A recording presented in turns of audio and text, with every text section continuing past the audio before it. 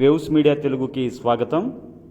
మాచవరం మండలంలో గురజాల మాజీ ఎమ్మెల్యే కాసు మహేశ్వర్ రెడ్డి పాల్గొన్నారు. ఈ కార్యక్రమంలో ఆయన మాట్లాడుతూ ముఖ్యమంత్రి వర్యులు డాక్టర్ వైఎస్ రాజశేఖర రెడ్డి 16వ వర్ధంతి మాచవరం అమర్ ఫంక్షన్ హాల్ నందు మండల స్థాయి బాబు షూరిటీ మోసం గ్యారంటీ సమావేశ కార్యక్రమం నిర్వహించారు. ఈ కార్యక్రమంలో గురజాల మాజీ శాసనసభ్యులు కాసు మహేశ్వర్ రెడ్డి మాట్లాడుతూ మహనీయుడు మహనేత డాక్టర్ వైఎస్ ప్రజల గుండెల్లో స్థిరంగా నిలిచారని ఆయన కొనియాడారు. గత 1995 నుండి 2025 వరకు అంటే 30 సంవత్సరాల నుండి ఆంధ్రప్రదేశ్ రాష్ట్రం 2 కుటుంబాలు పరిపాలించారు.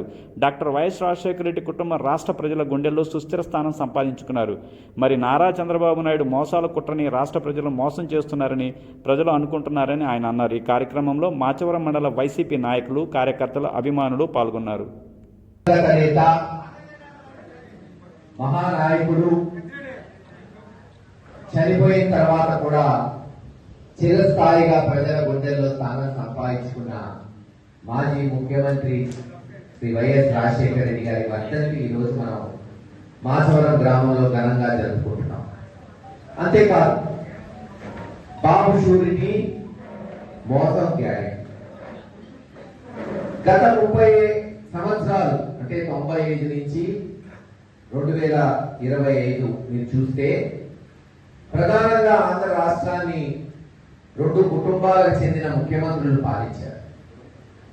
ఒకటి చంద్రబాబు నాయుడు గారు కావచ్చు, మరొకటి వైఎస్ కుటుంబానికి సంబంధించిన రాజశేఖర రెడ్డి గారు, జగన్మోహన్ రెడ్డి గారు. ఇద్దరిలో ఈరోజు ప్రజలు వ్యత్యాసం చూస్తున్నారు. చంద్రబాబు నాయుడు గారు అనే వ్యక్తి ఎన్టీ రామారావు గారికి వెన్నుపోటు పొడిచి ముఖ్యమంత్రి అయి ఈరోజు ప్రజలకి వాగ్దానాలు ఇచ్చి మోసాలతో మిగిలిపోయే ముఖ్యమంత్రిగా చరిత్రలో మిగిలిపోబోతున్నాడు చంద్రబాబు నాయుడు గారు. అదే మాట ఇచ్చి ఎంత దూరమైనా సరే పోయి ఆ మాట నిలబెట్టుకునే ముఖ్యమంత్రులుగా చరిత్రలో నిలబడిపోయారు రాజశేఖర రెడ్డి గారు. ఈరోజు మనం జగన్మోహన్ రెడ్డి గారు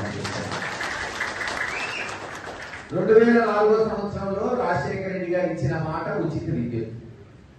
ఆ రోజున అందరూ తెలుగుదేశం నాయకులు చంద్రబాబు నాయుడు గారు అయితే హేళన చేశారు. ఉచిత విద్యుత్ ఇస్తే కరెంటు తీగలపై బట్టలు వేసుకోవాలి, కరెంట్ ఉండదు, అనేక హేళన. కానీ మరి ఆయన ముఖ్యమంత్రి అయిన మొట్టమొదటి సంతకమే ఉచిత విద్యుత్ చేశాడు. ఈ రోజు కూడా ఉమ్మడి ఆంధ్ర రాష్ట్రం లేదు, ఇక్కడ ఆంధ్ర రాష్ట్రం, అక్కడ తెలంగాణలో ఉచిత విద్యుత్ కొనసాగుతుందంటే దానికి నాంది పలికిన వ్యక్తి రాజశేఖర